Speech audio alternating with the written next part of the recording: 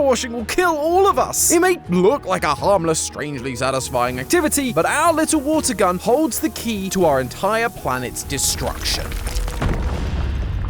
Hello, Internet! Welcome to Game Theory, the show that is never satisfied with playing games normally. Everyone has really big ups. Everyone's jumping and coming down very slowly. The sun is big. I don't know. I feel like I have a lot of reasons to be kind of scared. And you should be scared, Ash. This is PowerWash Simulator 2 after all. And if the first game taught us anything, it's that nothing is as it seems. Sorry, I got a little carried away there. You see, this game and me go way back. We covered the original PowerWash Simulator back when it was in early access. It was actually my 6th ever game theory, and the second video I was asked to give notes on while auditioning for the role of creative director. I could never have imagined I'd end up here, but I remember getting that email from Matt asking me to see if there was anything we could find in this game with seemingly very little lore. It taught me a really valuable lesson in theorizing, and since then I've made countless theories about games with seemingly no story and finding the intrigue hidden beneath the surface. So it feels fitting that I find myself back here again, talking about one of the games that kicked off my career here at Game Theory. In our initial theory, we used geographic landmarks like volcanoes, forests, and even the British spelling of words to pinpoint our location to the state of Oregon. We predicted that the volcano was likely going to cause the destruction of the town based on its appearance, and we determined that we, the player, were in fact the villain, washing away all of this ash illegally, which would destroy the city. You know, if the volcano doesn't get there first. And while some of those details were proven at least somewhat correct when the full game was released, for this game, the developers really did their homework. Not only are there even more interesting storylines piling up on our town's WhatsApp group, but there's also a bunch of real science that's gone into explaining some of the weird happenings around this strange town of Muckingham. Although, don't think that means I'm not keeping a close eye on our player character. He may have evaded the law once before, but this time, their actions could cause the ruin of not just the city, but the world. But before we get into that, quick announcement, this holiday season we're doing a merch sale over at Theoryverse.store. From the 26th to the 31st of December, you can get 10% off of our entire range, including our Theoryware Comeback, Poppy Playtime, and our brand new winter collection that's dropping that same day. So, save the date, get it while you can, and happy holidays from all of us here at Team Theorist. Now, back to PowerWash Simulator. First, let's get caught up on where the first game left off, as there was a lot that changed between our theory and the full release of the game. We're just a normal guy trying our best to get our power washer business off the ground. Our friend Harper is doing their best to find us jobs with the various townsfolk, and in doing so, we get wrapped up in a city-wide conspiracy. Throughout the early parts of the game, we learn about how the mayor's cat has gone missing. Some even believe the cat to be completely made up as a cover-up for the mayor's secret new pipeline. This pipeline, we later learn, was being used to divert water from the river to the even more secret mining operation happening within Mount Rushless, the volcano that's been weirdly unstable the entire game. Turns out the mayor and his wealthy friend Blake Thrust found a special crystal ore deep within Mount Rushless and decided to do the only logical thing, mine it out, leading to Mount Rushless being unstable in the first place. But don't worry, all is well, because this is where Cerulean comes in, a time traveler who is determined to stop the world from falling into chaos. Yes, I'm completely serious. Once we clean their ship, they go back in time to try and fix the issue in the past. Mount Rushless seismic activity then unearths a palace in the middle of the Pacific Ocean that contains statues and murals of us being worshipped as a god. Cerulean tells us that this is the work of the pacifists, the Pacific Ocean counterparts to the Atlanteans. Oh, I see what you did there. See, all of the statues that we've been cleaning that looked Greek in nature and began firing beams at the volcano, that was their doing. Thanks to Cerulean, they fitted their temple with one final neutralizing beam to stabilize Mount Rushless and save the world. All we have to do is, you guessed it, power wash it. We do so, and the world is saved. Plus, we then find the mayor's missing cat in the back of our truck, now with kittens. Truly a happy ending for everyone. I told you this game was nuts, and all of it's only revealed if you actually stop and read all the text messages that you get in the middle of your jobs, by the way. But that leads us to the plot of the sequel, pretty much picking up where we left off. We're still power washing across the town, but I immediately noticed one small detail that made me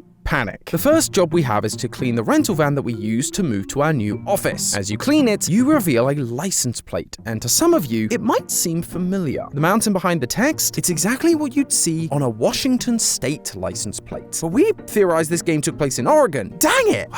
So close, yet so far. Or that's what I thought, until I checked the license plate on our own van. Our van has a different plate, one that has pine trees on it, which is very similar to the license plates from Oregon. Okay, so which is it? Well, our license plate says Muckingham, the town we were originally from in the first game. The one we predicted was Oregon, while this new Washington-style license plate says Caldera County, which our map tells us is the whole area we're exploring in this new game. Weirdly, this seems to include Muckingham, but the license plates wouldn't be different if that was the case. So there's a chance that Muckingham is a state over, separated by the river, and Caldera County is just referring to the land on the other side of the river. Whew, crisis averted. But anyway, that's small potatoes compared to the rest of what the story has to offer. We see the return of the mayor and his shady friends, threatening to sue us for stealing his cat. Now, look, he may have abandoned the cat, but as we learned from Harper, we didn't exactly file a transfer of guardianship. So while I don't like the mayor and the cats are very cute, he may actually have a point. Jeez, first not disposing of Ash correctly, now this? I knew there was something shady about us. But the mayor isn't exactly innocent either. All of this is once again an attempt to cover up his shady antics. What are they trying this time? Government takeover? World domination? Not hitting the subscribe button? Quickly, let's make sure yours is all power washed up so we can thwart their plans. You'll know if it worked because you get those little sparkles just like in the game.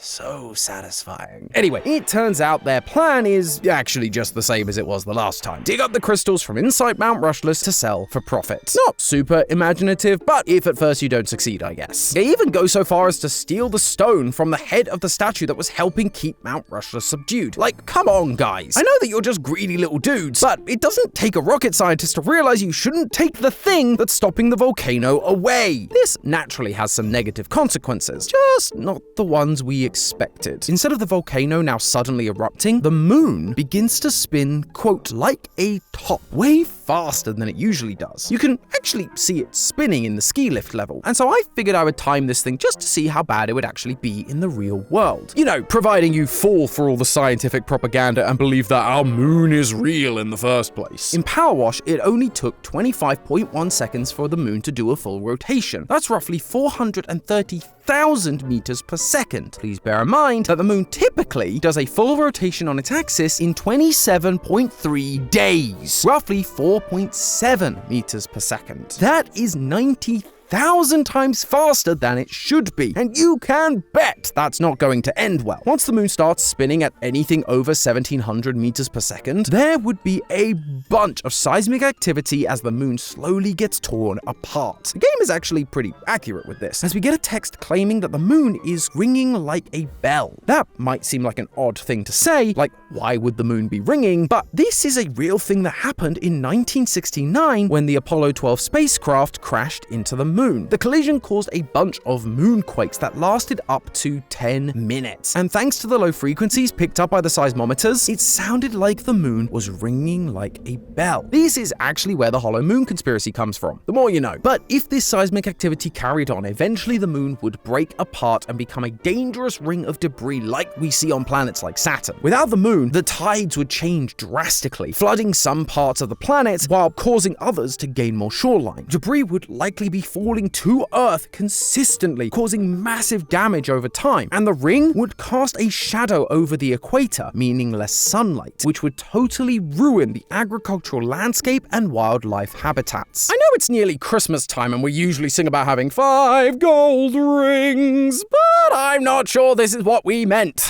Why can't these corporations ever do anything normal? Like, instead of accidentally destroying the world, they could give you Christmas-themed avatar frames, in-game currency, upgrades, and loads more just for logging in every day. That's what our sponsor Crystal of Atlan is doing, and it works an absolute treat. In case you don't know, Crystal of Atlan is a new magic punk MMO ARPG where you explore huge cities, cast flashy spells, and team up to take down big monsters in various co-op challenge dungeons. If you like strategic gaming, like figuring out the perfect nozzle combination for for your power washer, then trust me, this game is for you. With 21 classes to choose from, each with over 20 skill combinations, you can achieve almost anything with endless combinations to put together and create your ultimate team. This game is available on iOS, Google Play, PC, PS5, and Steam, and if you use my link down in the description or the QR code on screen between now and January 7th, you can join the in-game snowball fight events. The game has been decked out with Christmas cheer, which thankfully we don't have to clean up. You can get 2 new outfits, Christmas themed and snow sprite. But I haven't even mentioned what is objectively the best part. Listen closely. Giant corgis with cute little Christmas outfits and saddles.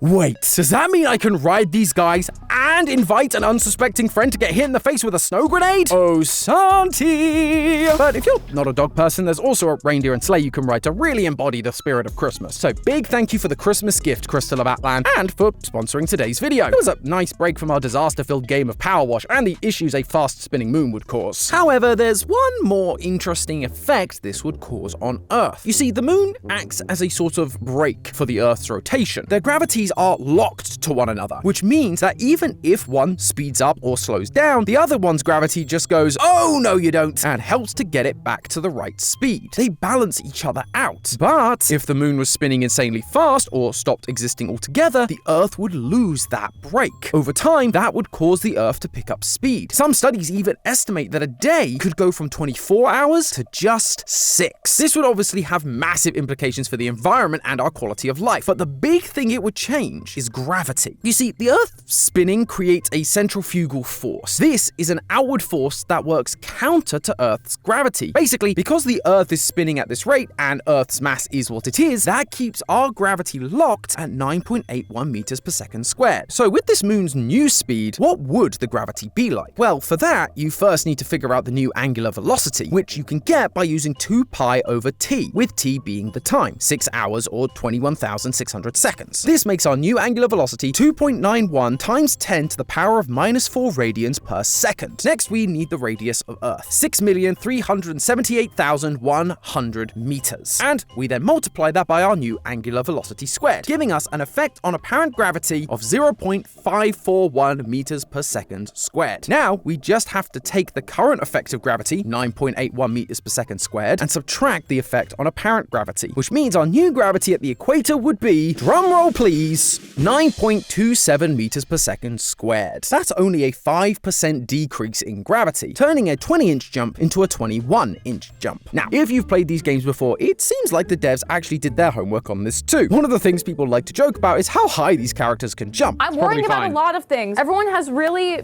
big ups. Everyone's jumping and coming down very slowly. The idea that this could be based in actual science thanks to the law of the moon is crazy. However, as I'm sure you can see, it seems to be a lot more than a mere 5% increase. So because I'm just that much of a nerd, I got host of Film Theory Lee to jump into a game with me so I could measure his jump height and the speed at which he fell so I could compare the two. To do that, we need a measuring stick, and these park benches are perfect for this. While park benches can vary a small amount, in the US the average park bench is about 31 inches tall. So by lining Lee up to the bench and using pixel measurements, we can determine that our character is around 5'6". Hey, we love a short king in this house, unless it's Santi. Anyway, with that in mind, we can now calculate 2 things: the height they reach with a single jump and the amount of time they spend airborne. Using this clip of Lee against a disgustingly dirty building, sorry about that, I promise we cleaned it afterwards. But with that, I was able to determine that our character's jump height is around 114 centimeters or 45 inches, and that he had 1.367 seconds of air time. So by using the equation gravity equals 8 times the height divided by the time spent airborne, we find that our world's actual gravity is, second drum roll please, 4.9 meters per second squared, 50% of our real Earth's gravity. At that rate, the atmosphere would expand around Earth, causing the air pressure to decrease, meaning there's actually a lot less oxygen at ground level. So we'd all essentially end up with altitude sickness. So that's not great, but clearly something isn't quite adding up here. Either the moon is spinning faster than they're showing us, or we shouldn't be able to jump this high. But credit where credit's due. Gravity would technically be affected by the moon spinning faster. So there's at least some logic to what we're seeing here, even if it's not totally accurate. And, you know, the game's fun, so I'm willing to give it a pass here. Unlike in reality though, where the Earth and the moon are tied together due to gravity, in PowerWash Simulator, we get a slightly different explanation. During the solar system exhibit level, we're told about the protoplanet Theia and how it collided with Earth to create the moon, which, surprise, surprise, surprise, is another real scientific theory. Man, I've really got to hand it to these devs. But according to the game, the moon wasn't the only thing that was created. This collision also created the crystals that we find inside Mount Rushless, which they call pacifist, tying it back to the ancient pacifists from the last game. Because the moon and these crystals are essentially made up of the same material, they have an inherent bond, and that is why the two are linked. So when the pacifist is removed from Mount Rushless, it destabilizes that link and causes the moon to go haywire. But it's fine, because thanks to our cleaning jobs, the mayor is outed for stealing the statue stone. Our friends return it, turn it upside down, as per the instructions of our time-traveling friend Cerulean, which points us back towards Mount Rushless. We follow it inside and find a special system designed to aim the beam at the moon, but it's all covered in dirt, meaning there's only one man for the job. Armed with nothing but our trusty water gun, we clean the structure, which allows the beam to travel through it, hit the moon, and slow the moon's rotation back to normal speeds, all before any negative consequences can take effect. Yippee! So that's it, right? We saved the Earth. We were wrong in our first theory. We're definitely not the villain. We're the hero. And you'd think so if it weren't for one small detail that actually makes our supposed act of heroism completely pointless. While I was calculating the moon's rotational speed, there was something else that stood out to me. Moon big. Like real big. Just take a look at it next to this totally real picture of our moon. The size difference is drastic. To be that big, the moon would have to be way closer to Earth. In fact, if we go back to the ski level and use those same park benches I used to measure the gravity, I think we can figure out exactly how close it is. This is where the math is going to get a little complicated, but I'll try my best to explain it. To figure out the distance, we need three things: the moon's angular size, the bench's angular size, and the pixel ratio of how big the moon looks versus the bench. Let's start with that last one. At this angle where both the moon and bench are in frame, the bench measures in at 153 pixels, while the moon is 180 pixels. So we just divide the moon by the bench, making our pixel ratio 1.18. Now we need the bench's angular size, which is another simple equation of just dividing the bench height by our distance from the bench. We know the bench's height is 31 inches, and on average, the wooden slats used on benches like this are around 5.8 inches, and these benches use 14 slats, making their total width 81.2 inches. I also then measured the distance between the tables and ended up with a total distance from our initial bench as 305 inches, making the bench's angular size 0.102 radians. Then, for the moon's angular size, we just multiply those two answers together, giving us 0.120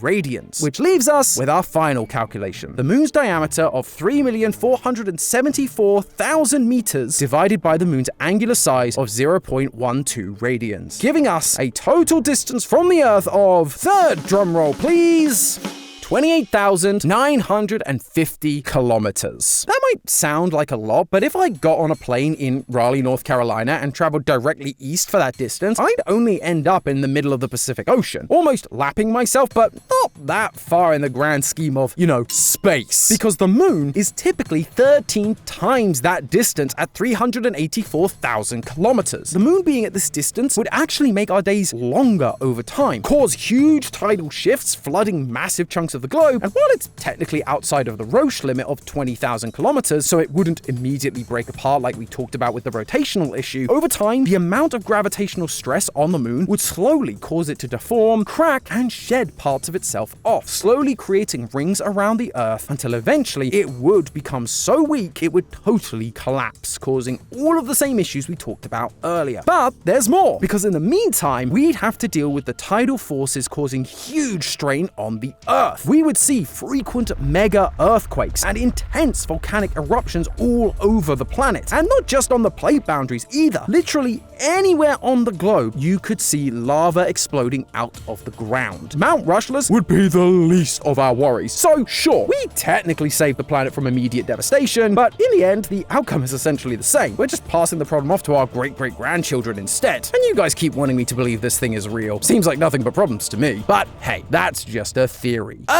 game theory! Thanks for watching. World premiere on Game Theory. In Kindergarten 3, when logic heads south, how many kids fit in an alligator's mouth?